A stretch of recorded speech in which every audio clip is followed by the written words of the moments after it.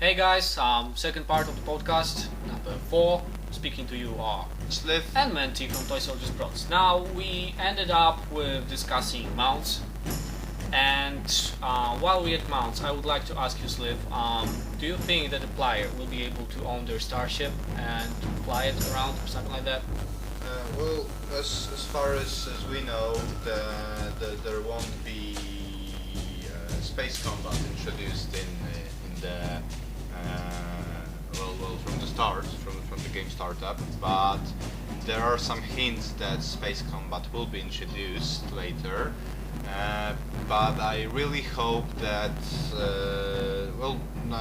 maybe not space combat, but some action in space will be going on there. So I really hope, to answer your question, that players will be able to own spaceships and travel on them planet to planet.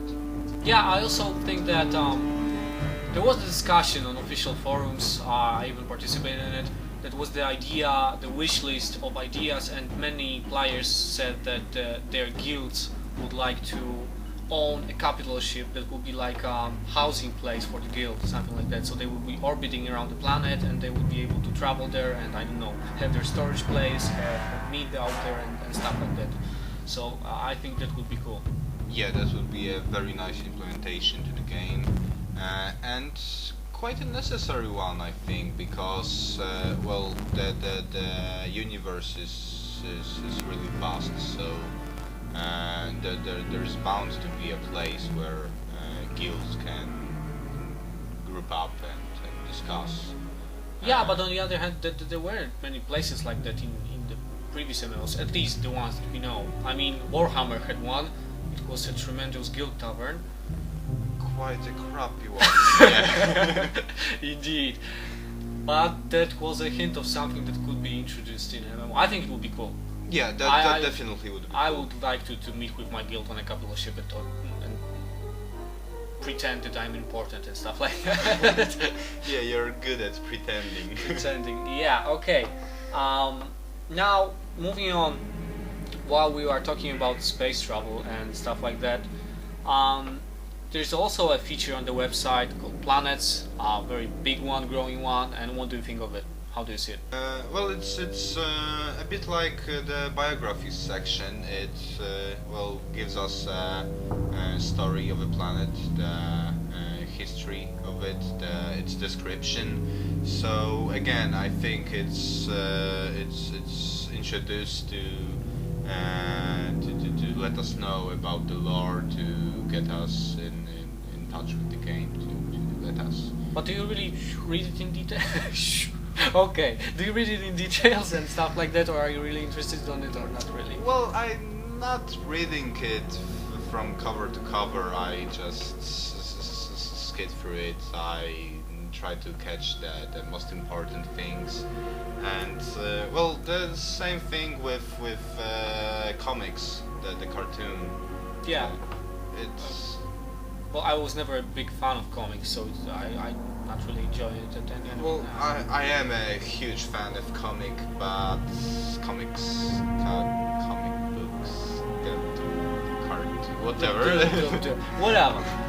So, but that's not what I'm expecting from MMO. I think that as for a game side, the Old Republic side has far too many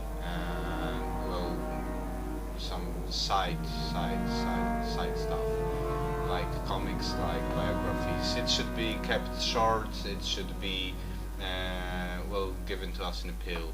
Yeah, but on the other hand, those who kind of enjoy it and find it interesting, I think that can be also nice for them. The fact that we don't enjoy it, Yeah, but it's sometimes I wonder if the development of those side things, as I call them, isn't holding back the game. Well, I hope not. Anyways, moving on, after biographies, we've got now inhabitants. Have you even looked at this section? No, not really.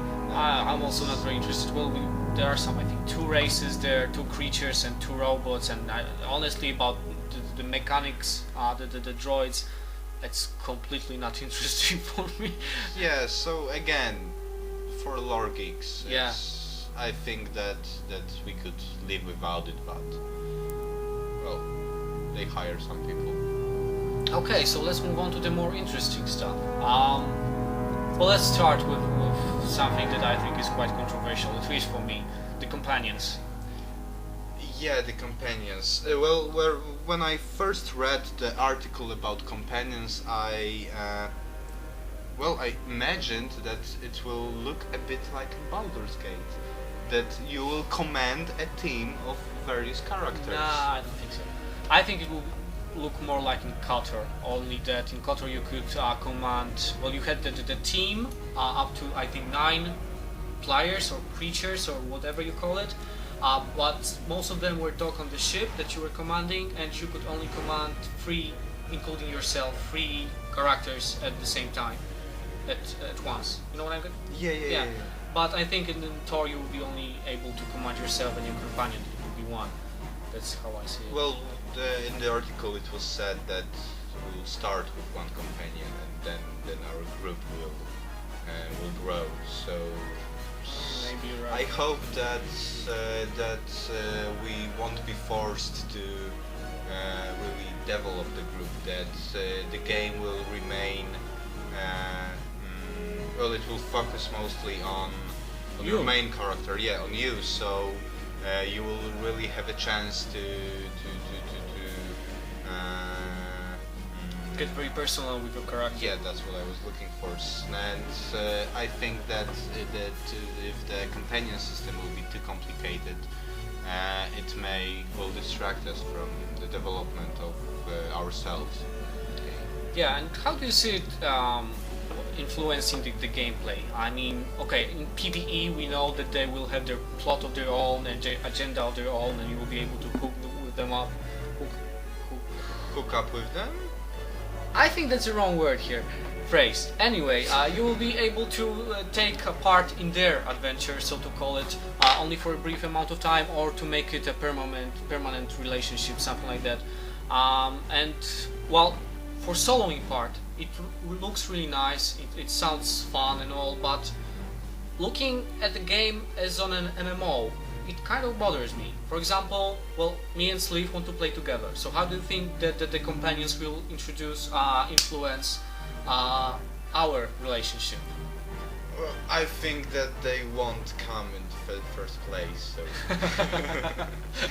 yeah, that's something that I was wondering about too. Well, and again, as I said, I hope that those companions won't force us that they won't force too much commitment, that they will be a bit of an addition, they won't be a necessity. And, yeah, I hope so too. I definitely hope that. But I also wanted to ask you, how do you see it in PvP? Do you think that the companions will be allowed in PvP? Will they be allowed only in open world PvP or close quarters, something like that? Well, that would be very difficult because, well, from my experience, PvP in every game is very intense, it's demanding, and well, it's quite hard to play very well with only 1 character in PvP. Yeah, right? but will you think they will be allowed in PvP or not really?